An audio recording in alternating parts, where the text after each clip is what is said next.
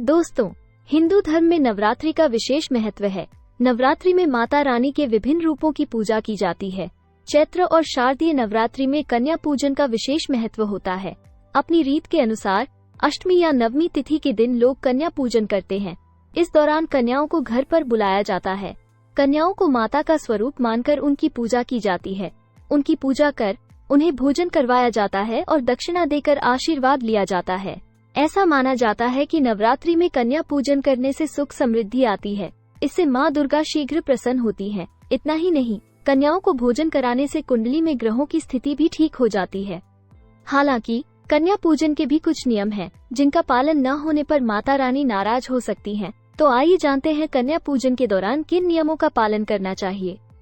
कन्या पूजन के लिए एक दिन पहले कन्याओं को सम्मान के साथ आमंत्रित करें।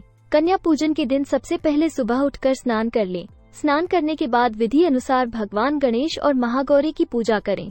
कन्या पूजा के लिए कन्याओं की आयु 2 वर्ष से 10 वर्ष के भीतर होनी चाहिए। कन्या पूजा के लिए कम से कम 9 कन्याओं को पूजन के लिए बुलाना चाहिए, जिसमें से एक बालक भी होना अनिवार्य है। यदि 9 से ज्यादा कन्या भोज पर आ रही हैं, तो कोई आपत्ति नहीं, उनका स्वागत करना चाहिए। कन्या पूजन में आपको हमेशा एक लड़के को आमंत्रित करना चाहिए। यह माना जाता है कि भगवान शिव ने आदि शक्ति की सुरक्षा के लिए भैरव को नियुक्त किया था। इसलिए माँ दुर्गा के साथ भैरव बाबा के रूप में कम से कम एक लड़के की पूजा करना जरूरी है। अगले दिन जब कन्याएं घर पर आएं, तो पानी या दूध से उनके पैर अपने हाथों से धोएं। इस जल को अपने सिर पर लगाएं। फिर कन्याओं को स्वच्छ और आरामदायक आसन पर बैठाकर उनके माथे पर अक्षत और कुमकुम लगाना चाहिए। फिर मौली बांधें। इसके बाद कन्याओं और बालक को दीप दिखाकर आरती उतारें। फिर उनकी थाली में प्यार से भोजन परोसें। आमतौर पर कन्या पूजन के दिन पूरी, चना और हलवा भोजन में परोसा जाता है।